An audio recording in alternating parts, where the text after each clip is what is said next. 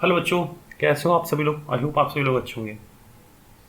तो मैं आज आपके लिए एक और नया वीडियो लेकर आया हूँ जो स्ट्रक्चर ऑफ एटम क्लास 11 में से चैप्टर नंबर 2 में से है।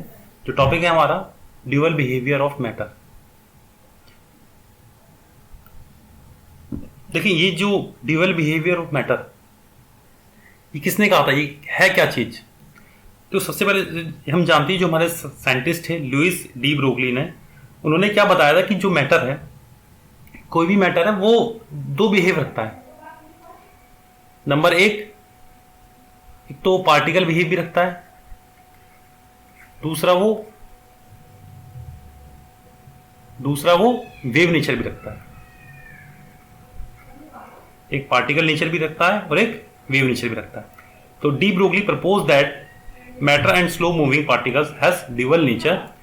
दैट मीन्स फर्स्ट है पार्टिकल नेचर एंड सेकंड है वेव नेचर।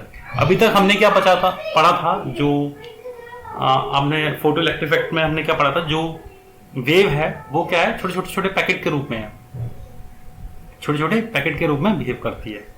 तो जब आपने देखा जैसे कि कोई भी वेव आती है, किसी मेटल से टकराती है, ठीक है ना, तो फिर क्या वहां से इलेक्ट्रॉन क्या है, इमिट होते हैं। तो लेकिन वो वेव आती कैसे, छोटे पैकेट के रूप में आती है।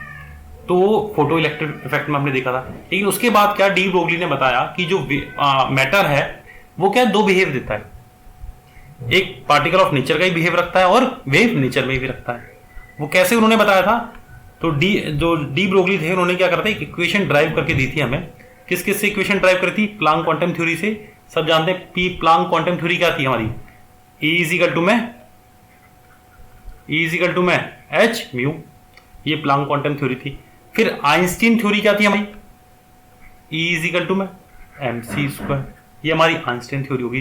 तो इन दोनों थ्योरी से उन्होंने ये फॉर्मूला ड्राइव करा था और इस फॉर्मूले से ये पता चल गया था कि जो कोई भी पार्टिकल होता है वो क्या है, वेव नेचर भी रखता है और पार्टिकल नेचर भी रखता है। देखो, ये पता कैसे चलेगा कि वेव नेचर भी है पार्टिकल नेचर भी है। डेफिनेटली अगर वेवलेंथ है, फ्रीक्वेंसी की बात हो रही है, तो इसका मतलब क्या भैया, वो वेव नेचर है, क्योंकि वेव नेचर में ही हम वेवलेंथ कैलकुलेट करते हैं, जिसको हम लैम्डा से डिनोट करते हैं। और अगर पार्टिकल नेचर में होगा तो डेफिनेटली कोई पार्टिकल है तो उसके पास क्या होगा, मास होगा, क्योंकि वेव के पास तो मास नहीं है।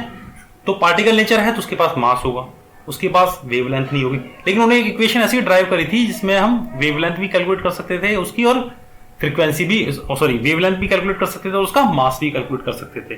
तो उन्होंने क्या करा कि ये दो इक्वेशन ली, प्लांक क्वांटम थ्योरी वाली इक्वेशन ली और आइंस्टीन थ्योरी से ली, E is equal to mc², दो इक्वेशन ली। तो उन्होंने दोनों को इक्वेट कर दिए, hc इज इक्वल टू में h mu is equal to में, ये बेटा चलो मैं यहाँ लिख दूँ, h mu is equal to में क्या है बच्चों, mc²।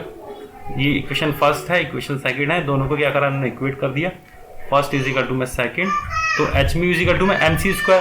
अब देखो म्यू इज इक्वल टू में क्या रख सकते हैं, सब जानते हैं बेटा म्यू इज इक्वल टू क्या होता है मेरा, c अपॉन में लैम्डा होता है, नहीं होता है,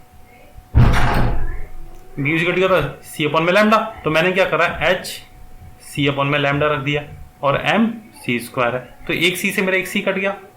तो यहाँ पे h इज इक्वल टू क्या आ गया बेटा, लैम्डा mc।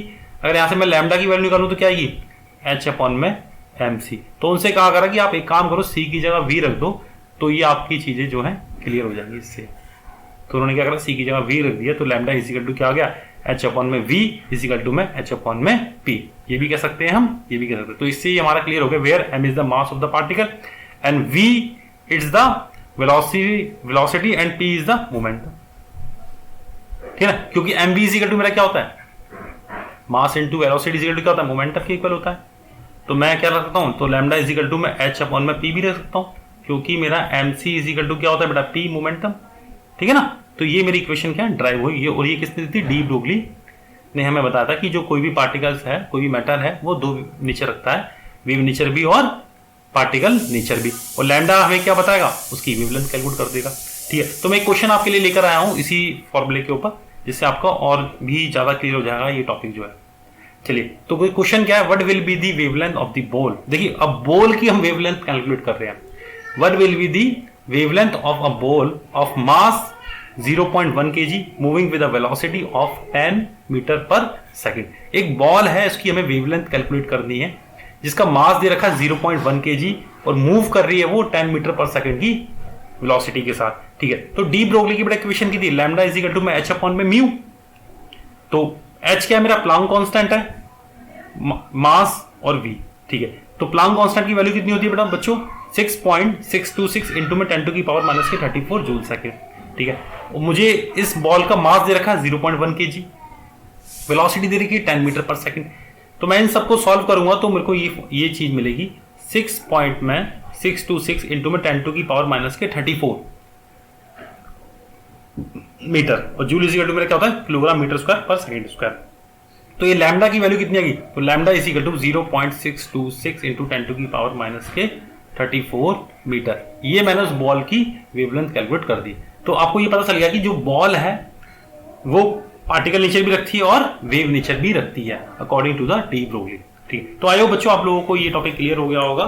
तो मैं इसी तरीके से आपके लिए और भी इंटरेस्टिंग टॉपिक लेकर आऊंगा ताकि आपको ये चैप्टर अच्छी तरीके से क्लियर हो जाए। तो लाइक सब्सक्राइब जरूर कर दीजिएगा और अपने फ्रेंड्स के साथ भी शेयर कर दीजिएगा जो लोग 11th और 12th की स्टडी कर रहे हैं और जो बच्चे पीजीडी, केवीएस, TSSB इन सब की तैयारी कर रहे हैं गवर्नमेंट एग्जाम की। तो ये जो टॉपिक्स हैं उन सब के लिए भी इंपॉर्टेंट है। चलिए बच्चों, थैंक यू वेरी मच।